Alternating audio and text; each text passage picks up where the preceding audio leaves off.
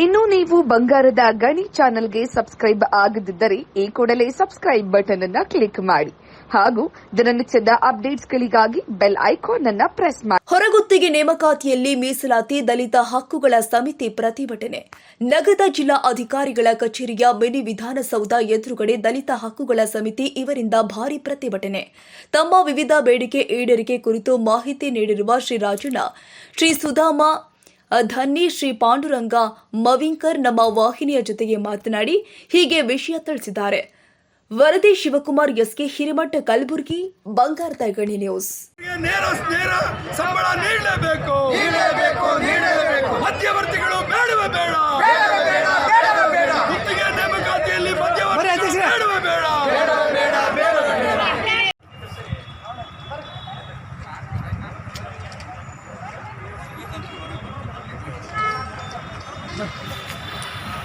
ಆ ನೌಕರರಿಗೆ ಕೆಲಸದ ಭದ್ರತೆ ಮತ್ತು ಸಂಬಳದ ಒಂದು ಖಾತ್ರಿಯನ್ನು ರಾಜ್ಯ ಸರ್ಕಾರ ಅನೌನ್ಸ್ ಮಾಡೋದ್ರ ಮೂಲಕ ಬಡವರ ಪರವಾಗಿ ನಿಲ್ಲಬೇಕು. ಯಾಕೆ ಅಂದರೆ ನಾವು ಹೇಳ್ತಾ ಇದ್ದೀವಿ ಅಂದರೆ, ಹಿಂದೆ ಏನು ಎಲ್ಲ ಬಡವರು ಇವತ್ತು ವೋಟ್ ಹಾಕಿ ಇವತ್ತು ಅಧಿಕಾರಕ್ಕೆ ತಂದಿದ್ದಾರೆ. ಮುಖ್ಯಮಂತ್ರಿಗಳೇ, ತಾವು ಗಮನಿಸಬೇಕು. ಇವತ್ತು ಬಡವರ ಓಟಿಂದ ನೀವು ಅಧಿಕಾರಕ್ಕೆ ಬಂದಿದ್ದೀರಿ. 136 ಶಾಸನ ಸಭೆಯಲ್ಲಿ ನಿಮ್ಗೆ ಅಧಿಕಾರ ಸಿಕ್ಕಿದೆ.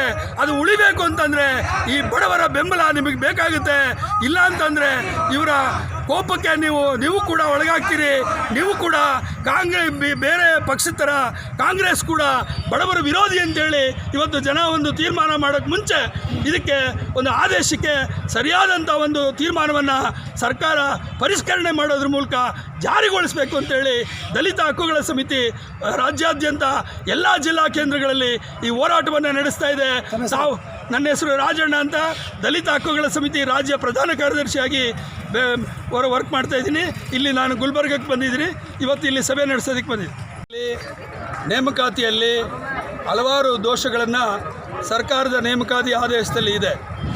ಮುಖ್ಯವಾಗಿ ಅದರಲ್ಲಿ ನಾವು ಗಮನಿಸ್ತಾ ಇರೋದೇನೆಂದರೆ, 20 ಜನ ನೌಕರಿ ಇರೋನಿಗೆ ಮಾತ್ರ ಈ ಕಾನೂನು ಅನ್ವಯ ಆಗುತ್ತೆ ಅಂತೇಳಿ ಸರ್ಕಾರದ ಆದೇಶ ಹೇಳುತ್ತೆ. ಆದರೆ ಯಾವುದೇ ಒಬ್ಬ ಟೆಂಡರ್ ವ್ಯಕ್ತಿ 20 ಜನವನ್ನು ತೋರಿಸ್ದಲೇ 5 ಜನ 10 ಜನ ತೋರಿಸಿ ಈ ನಿಯಮವನ್ನು ಉಲ್ಲಂಘನೆ ಮಾಡುವಂಥ ಸಾಧ್ಯತೆಗಳು ಹೆಚ್ಚು ಇದ್ದಾವೆ. ಅದೇ ರೀತಿಯಲ್ಲಿ 45 ದಿನಗಳ ಟೆಂಡರ್ಗೆ ಮಾತ್ರ ಇದು ಅನ್ವಯ ಆಗುತ್ತೆ ಅಂತೇಳಿ ಸರ್ಕಾರದ ಆದೇಶ ಹೇಳುತ್ತೆ. 45 ದಿನದ ಒಳಗಿರುವಂಥ ಯಾವುದೇ ಕಾಮಗಾರಿಗೆ ಇವತ್ತು ಸರ್ಕಾರದ ಆದೇಶ ಅನ್ವಯ ಆಗಲ್ಲ ಅನ್ನುವಂಥ ಇದನ್ನು ಅದರಲ್ಲಿ ಮಂಡಿಸಿದ್ದಾರೆ. ಅದೇ ರೀತಿಯಲ್ಲಿ 11 ತಿಂಗಳು ಕೆಲಸ ಮಾಡಿದಂಥ ಒಬ್ಬ ಗುತ್ತಿಗೆ ನೌಕರ 11 ತಿಂಗಳು ಆದಮೇಲೆ ಅವನು ಮತ್ತೆ ನಿರುದ್ಯೋಗಿ ಆಗ್ತಾನೆ, ಮತ್ತೆ ಬೀದಿಗೆ ಬರ್ತಾನೆ, ಉದ್ಯೋಗ ಕಳ್ಕೊಳ್ತಾನೆ ಅನ್ನುವಂಥ ಪರಿಸ್ಥಿತಿ ಇವತ್ತು ಸರ್ಕಾರದ ಆದೇಶದಲ್ಲಿ ಇದೆ. ಆದ್ದರಿಂದ ಬಂಧುಗಳೇ, ಇವತ್ತು ಸರ್ಕಾರ ಜನರಿಗೆ ಕಣ್ಣೊರೆಸುವಂಥ ಆದೇಶವನ್ನು ನೀಡಿ ಏನೋ ನಾನು ದೊಡ್ಡ ರೀತಿಯಲ್ಲಿ ಉಪಕಾರ ಮಾಡ್ತಾ ಇದ್ದೀನಿ, ದಲಿತ ಜನಾಂಗಕ್ಕೆ ಅನುಕೂಲ ಮಾಡ್ತಾ ಇದ್ದೀನಿ ಅಂತೇಳಿ ಇವತ್ತು ಸರ್ಕಾರ ಹೇಳಲಿಕ್ಕೆ ಹೊರಟಿದೆ.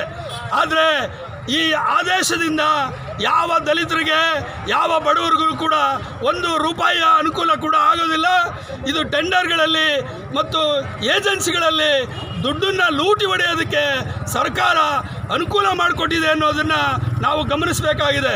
ಅದ್ರ ಜೊತೆಗೆ ಇವತ್ತು ಯಾವುದೇ ಸೇವಾ ಸೌಲಭ್ಯಗಳನ್ನು ಕೊಡ್ತೀವಿ ಅಂತೇಳಿ ಸರ್ಕಾರ ಆದೇಶದಲ್ಲಿ ಇಲ್ಲ. ನಾವೇನು ಹೇಳ್ತೀವಿ, ಇವತ್ತು ಕನಿಷ್ಠ ವೇತನ ಕಾರ್ಮಿಕ ಇಲಾಖೆ ಹೇಳಿರುವಂಥದ್ದು 31,000 ರೂಪಾಯಿ ಕನಿಷ್ಠ ವೇತನ. ಆದರೆ ಇವತ್ತು ಕನಿಷ್ಠ ವೇತನ ಕೊಡ್ತೀವಿ ಅಂತೇಳಿ ಆದೇಶದಲ್ಲಿ ಎಲ್ಲೂ ಪ್ರಸ್ತಾಪ ಮಾಡಿಲ್ಲ.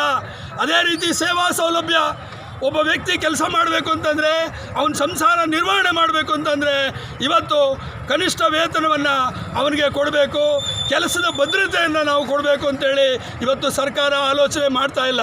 ಆದ್ದರಿಂದ ಬಂಧುಗಳೇ, ಇವತ್ತು ಏನು ಕೆಲಸದ ಭದ್ರತೆ ಇಲ್ಲದೆ, ಸೇವಾ ಸೌಲಭ್ಯಗಳಿಲ್ಲದೆ ಅವನು ಗುತ್ತಿಗೆ ನೌಕರನಾಗಿ ಗುಲಾಮನ ಥರ ಅವನು ದುಡ್ಕೊಂಡು ಹೋಗಬೇಕಾಗುತ್ತೆ. ಈ ಪರಿಸ್ಥಿತಿಯನ್ನು ಸರ್ಕಾರ ನಿರ್ಮಾಣ ಮಾಡಿದೆ. ಇದು ಬದಲಾಗಬೇಕು ಅಂತೇಳಿ ಇವತ್ತು ನಾವು ಕೇಳ್ತಾ ಇದ್ದೀವಿ. ಇವತ್ತು ಸರ್ಕಾರದ ಆದೇಶವನ್ನು ಏನು ಮೀಸಲಾತಿಯನ್ನು ತರ್ತೀವಿ ಅಂತೇಳಿ ಸರ್ಕಾರ ಹೇಳಿದೆ, ಅದನ್ನು ನಾವು ಸ್ವಾಗತ ಮಾಡಿದ್ದೀವಿ.